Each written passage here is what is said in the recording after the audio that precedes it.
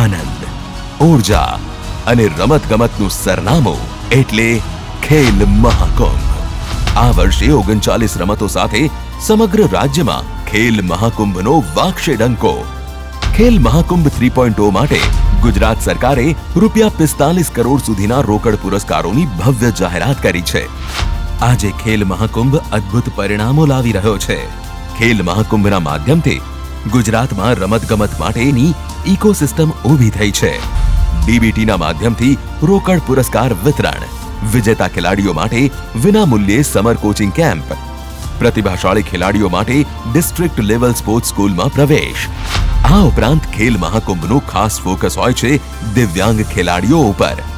Special ખેલ મહાકુંભમાં દિવ્યાંગ ખેલાડીઓ માટે ખાસ આયોજન કરવામાં આવે છે।